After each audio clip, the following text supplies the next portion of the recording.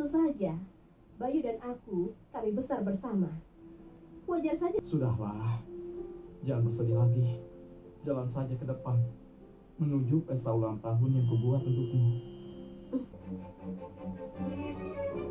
Apa kamu tahu? Ya, dan itu adalah drama Cina. Jadi drama Cina ini memang lagi viral, memang lagi hangat di dunia per YouTubean, di dunia per TikTokan, di dunia mungkin di Reels juga banyak. Dan tidak sedikit yang menonton drama Cina seperti ini, dan banyak juga yang menyebutkan bahwa drama Cina ini tidak berkualitas. Maka dari itu saya ingin membahas terkait kuantitas versus kualitas.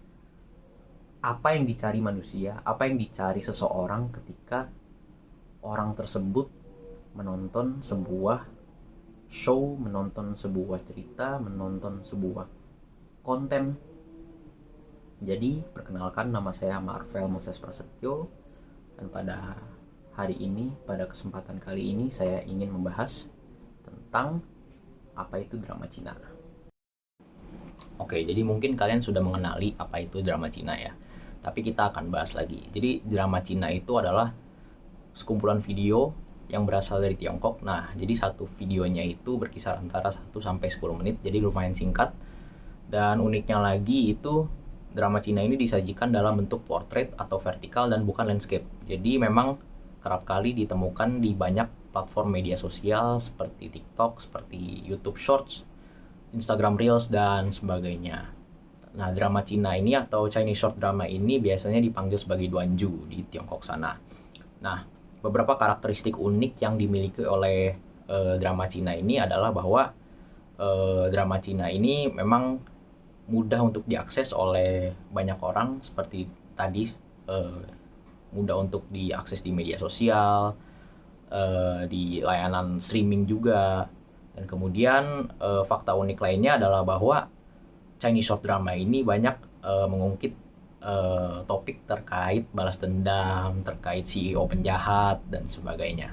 Oke, mungkin ada beberapa alasan kenapa drama Cina ini sangat populer ya di banyak kalangan. Mungkin teman-teman kalian juga udah pernah nonton, udah sering nonton, bahkan udah banyak banget drama Cina yang dia tonton. Nah, saya mempunyai beberapa argumen. Jadi yang pertama itu adalah bahwa Chinese short drama ini disajikan dalam waktu yang sangat singkat, relatif singkat.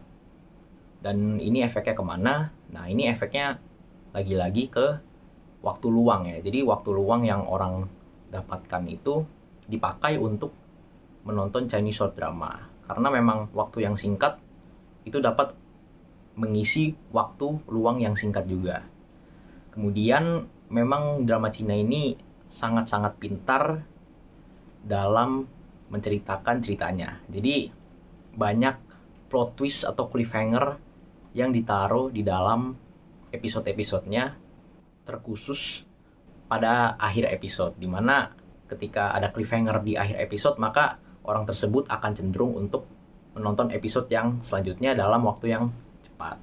Oke, mungkin untuk argumen yang kedua yang bisa saya tarik adalah bahwa ketika manusia menonton Chinese short drama, maka fantasinya ikut terkabulkan. Mengapa? Karena memang pada dasarnya Chinese short drama ini banyak menyajikan cerita-cerita yang tidak realistis atau memang bahkan tidak akan terjadi di dalam kehidupan nyata. Contohnya apa? Ya, contohnya seperti adanya pertukaran jiwa. Misalnya ada orang miskin yang tiba-tiba menjadi CEO, atau misalnya ada orang yang tahu-tahu menikah dengan 4 orang istri. Nah, itu kan memang tidak realistis ya, dan tidak akan sulit untuk terjadi di dalam kehidupan nyata. Tapi ketika orang menonton ini, maka fantasinya itu terkabulkan gitu. Nah, itu yang kedua. Nah, yang ketiga ini adalah bahwa Chinese short drama ini menyajikan cerita atau konten yang cukup singkat, yaitu sekitar 1-2 menit. Nah, mengapa hal ini bisa menjadi poin plus untuk Chinese short drama atau short drama lainnya? Ya, karena memang mikrodrama ini memang berbeda dengan drama-drama tradisional yang lambat. Jadi mikrodrama ini menyajikan konflik yang padat dan memang langsung pada intinya konfliknya. Sehingga memang orang-orang yang menonton tidak memerlukan usaha otak yang berat untuk menikmatinya. Nah, hal-hal tersebut adalah yang bisa saya rangkumkan mengapa Chinese short drama itu dapat populer hingga ke kalangan banyak masyarakat. Nah, jadi dari sini kita dapat menyimpulkan bahwa memang drama tradisional dan drama Cina ini memang ada perbedaannya. Dan kalau misalnya kita nonton itu duduk nggak kemana-mana selama 2 jam itu masih oke. Tapi kalau sekarang kita itu bisa mengkonsumsi cerita dalam potongan-potongan yang kecil yang disajikan dalam waktu yang cepat serta padat dan terus menerus. Nah, maka dari itu makin kesini makin muncul pertanyaan, apakah kita yang memilih untuk menonton Chinese short drama atau drama Cina, atau malah kita yang digiring atau dipandu untuk menonton konten-konten seperti ini. Nah, mari kita bahas secara lebih mendalam. Nah, maka dari itu kita harus memperhatikan dulu atau memahami terlebih dahulu bagaimana cara bekerja otak kita. Jadi di dalam otak kita itu terdapat zat kimia yang bernama dopamin. Nah, dopamin ini itu berfungsi sebagai neurotransmitter yang berperan dalam reward system atau sistem penghargaan. Nah, bagaimana cara kerjanya? Ya cukup simpel sih. Jadi kita dapat melihat stimulus yang menarik seperti Chinese short drama, drama Cina, atau mungkin hal-hal menarik yang lainnya. Dan kemudian otak kita akan berpikir, oh ini ternyata menarik nih, mungkin nanti akan ada rewardnya. Nah, efek yang ditimbulkan dari ini adalah bahwa dopamin dilepaskan dan kita terdorong untuk melanjutkan aktivitas tersebut. Jadi otak kita akan berpikir nih, oh kalau misalnya kegiatan ini atau aktivitas ini kita ulang, maka ini pasti ada rewardnya nih. Nah, itulah yang disebut efek dopamin. Nah, lalu yang menjadi pertanyaannya adalah, apa hubungannya ini dengan drama Cina? Ya, tentunya banyak ya. Kayak misalnya ketika terjadi cliffhanger nih, yang bisa dibilang itu salah satu aspek yang menjual di drama Cina. Nah, jadi setiap episode yang ditawarkan itu memang sengaja dibuat menggantung, sehingga dopamin kita bereaksi. Dan otak langsung berubah nih ke mode, oh saya harus tahu kelanjutannya. Nah, contohnya itu adalah ketika episode berakhir saat rahasia hampir terungkap atau tokoh utama hampir saja melakukan balas dendamnya. Selain itu juga, durasi dari drama Cina ini sangat pendek, yaitu sekitar 1-2 menit. Nah, hal ini juga membuat penonton ingin menonton dan menonton lagi. Kenapa? Karena ada efek yang namanya dopamine loop. Dopamine loop itu apa? Jadi dopamine loop itu terjadi ketika adanya antisipasi yang disusul oleh reward, yang kemudian diulang lagi dengan adanya antisipasi, kemudian ada reward lagi, dan seterusnya. Jadi, hal ini dapat men-trigger adanya dopamine loop di dalam otak kita. Nah, selain itu juga drama Cina menyajikan cerita yang sangat dramatis, yang mempunyai konflik tinggi, serta emosinya juga ekstrim. Nah, hal ini dapat memercikan dopamine spike yang berulang-ulang di dalam otak kita. Nah, dopamine spike yang berulang-ulang ini artinya apa? Artinya terjadi dopamine loop. Dan itu mengapa dopamine loop sangat berkaitan dengan drama Cina.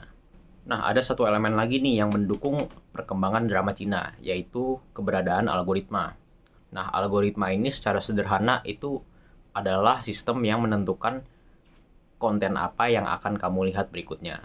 Nah, sistem ini sebenarnya banyak ditemukan ya di dalam banyak media sosial seperti TikTok, Instagram, YouTube Shorts. Nah, jadi memang algoritma ini bukan cuma di drama Cina tetapi di banyak konten lainnya.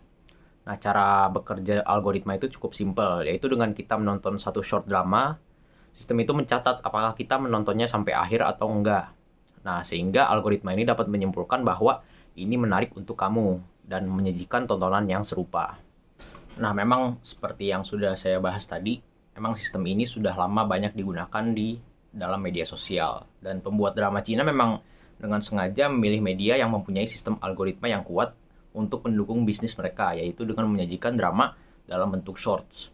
Nah, drama ini juga kerap disajikan dalam episode yang banyak. Jadi satu series itu bisa mencapai hingga 100 episode, sehingga menahan user untuk lebih lama menonton dengan adanya sistem algoritma itu. Nah, lalu setelah pembahasan tersebut, dampaknya apa nih ke kita-kita yang nonton? Jadi mulai dari paling sederhana dulu deh, yaitu dampaknya ke manusia atau ke individu. Jadi, manusia itu dapat mengalami adanya perubahan attention span atau rentang perhatian. Jadi, otak manusia ini akan lebih terbiasa mengonsumsi sesuatu yang lebih instan, yang lebih cepat, sehingga sulit untuk fokus pada konten yang panjang seperti buku, film, atau malah di dalam kelas malah tidak memerhatikan dosennya dan sebagainya. Sehingga otak ini akan cepat merasa bosan jika informasi yang didapatkan itu lama. Nah, dari sini juga manusia juga akan terbiasa dengan stimulus yang tinggi. Jadi drama Cina ini menyajikan cerita yang penuh dengan konflik ekstrim, emosi dan intens, dan plot twist yang cepat, sehingga otak kita akan terbiasa dengan stimulus yang tinggi. Nah, selain itu juga, manusia juga akan cenderung berpikir secara lebih instan. Karena memang short drama ini hanya mengajarkan dua hal penting ini. Satu, jika ada masalah muncul, maka langsung diselesaikan. Dan dua, kalau misalnya ada konflik, maka akan langsung terjadi klimaks. Nah, padahal di dunia nyata itu nggak seperti itu. Ada yang namanya proses, dan semua itu tidak pernah instan. Nah, ini dapat menjadi efek besar terhadap ekspektasi kita ketika kita menjalani hubungan, karir, ataupun kehidupan. Nah, terus lebih mendalam nih, apa efeknya ke industri perfilman atau industri kebudayaan? Nah, kalau format cerita seperti ini makin berkembang, maka makin kesini kita mungkin bisa ngerasain sih kalau ada pergeseran dalam standar storytelling karena penggunaan algoritma. Mengapa? Ya karena algoritma cerita itu dibuat untuk engagement dan bukan untuk kedalamannya. Sehingga manusia itu terlalu fokus kepada hook dan bukan meaningnya. Efeknya apa? Ya nggak jarang juga aku sering lihat teman-temanku buka Netflix, terus setel satu film yang durasinya yang lumayan panjang dan ujung-ujungnya entah tidur atau malah scroll-scroll. Kemudian ya karena hal-hal ini dalam jangka panjang terlalu banyak mengonsumsi short drama akan mengubah cara kita fokus, cara kita merasakan emosi, cara kita berpikir, mengubah standar kita terhadap cerita, dan yang paling penting adalah bahwa short drama ini dapat mengubah cara kita menggunakan perhatian. Jadi kalau kalian misalnya lagi nonton Chinese short drama atau drama Cina dan ingin memencet tombol next, coba berhenti sejenak dan pikirkan, apakah saya yang mengendalikan tontonan ini atau tontonan ini yang sebaliknya mengendalikan saya? Karena pada akhirnya ini bukan hanya tentang hiburan, tetapi ini tentang perhatian kita. Dan di era digital ini, perhatian itu adalah salah satu aset yang paling berharga yang kita miliki.